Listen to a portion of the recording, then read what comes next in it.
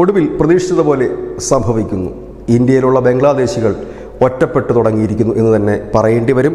കഴിഞ്ഞ ദിവസങ്ങളിലൊക്കെ ബംഗ്ലാദേശികൾക്ക് ചികിത്സ വരെ നിഷേധിച്ച വാർത്തയുണ്ടായിരുന്നുവെങ്കിൽ ഇപ്പോൾ പുറത്തു വരുന്ന വാർത്ത ബംഗ്ലാദേശികൾക്ക് ഹോട്ടലിൽ റൂം നൽകില്ല എന്ന് ത്രിപുര ഹോട്ടൽ അസോസിയേഷൻ അറിയിക്കുന്നു. ഒപ്പം തന്നെ ഭക്ഷണം നൽകില്ല എന്ന് ഹോട്ടൽ ആൻഡ് റെസ്റ്റോറൻറ്റ് ഓണേഴ്സ് അസോസിയേഷനും അറിയിച്ചു കഴിഞ്ഞിരിക്കുന്നു. അതിനിടയിൽ പ്രാദേശികമായി രൂപം കൊണ്ട സമിതികൾ ബംഗ്ലാദേശികൾക്ക് വാടക വീട് നൽകില്ല എന്നും വാടക വീട്ടിൽ ഉള്ളവർ എത്രയും പെട്ടെന്ന് അവിടെ ഒഴിഞ്ഞു പോകണമെന്നും ആവശ്യപ്പെട്ടിരിക്കുന്നു.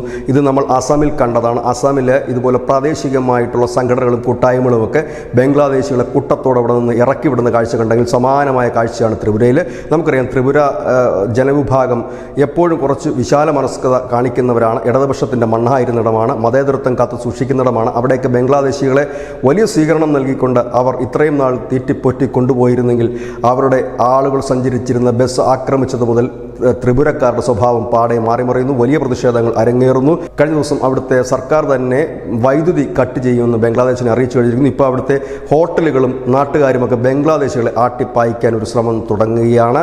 2 കോടിയിൽ പരം ബംഗ്ലാദേശികൾ ഇന്ത്യയിൽ ജോലിക്കും മറ്റുമായി എത്തിയിട്ടുണ്ട്. അതിൽ ഏറിയ പങ്കും ബംഗാൾ, ത്രിപുര, ആസാം, അതുപോലെ ദക്ഷിണേന്ത്യയിലേക്ക് വന്നാൽ അത് കർണാടകവും തമിഴ്നാടും അടക്കമുള്ള ഇടങ്ങളിലാണ്.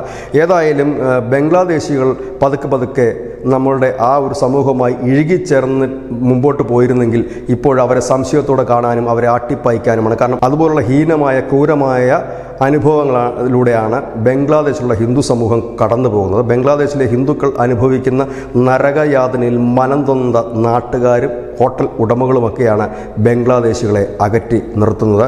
ഏതായാലും ഇത് തുടരുകയാണ് എങ്കിൽ ബംഗ്ലാദേശ് സമീപകാലത്ത് കണ്ടിട്ടില്ലാത്ത ഏറ്റവും വലിയ ബംഗ്ലാദേശിലുള്ള പലായനത്തിന് ബംഗ്ലാദേശ് സാക്ഷ്യം വഹിക്കും. ഇത്രയും വലിയൊരു പലായനം ബംഗ്ലാദേശിലേക്ക് എത്തിയാൽ അത് താങ്ങാനുള്ള കരുത്ത് ഇപ്പോഴത്തെ നിലയിൽ ബംഗ്ലാദേശിനില്ല. ഏതായാലും ആ രീതിയിലേക്ക്, കാരണം ഇത് 2 രാജ്യങ്ങൾ തമ്മിലുള്ള വിഷയങ്ങൾ, ഇപ്പോൾ നയതന്ത്ര തലത്തിലുള്ള വിഷയങ്ങൾ, ഇപ്പോൾ 2 രാജ്യത്തെ ജനങ്ങൾ തമ്മിലുള്ള വിഷയങ്ങളായി മാറുന്നു. ജനങ്ങൾ ഏറ്റെടുത്തത് മുൻപോട്ട് പോകുന്നു, സംഘർഷഭരിതമാകുന്നു, കലാപകലുഷിതമാകുന്നു. അങ്ങനെ ഇരു രാജ്യങ്ങളും തമ്മിലുള്ള ബന്ധം ആടി ഉലയുകയാണ്. News desk.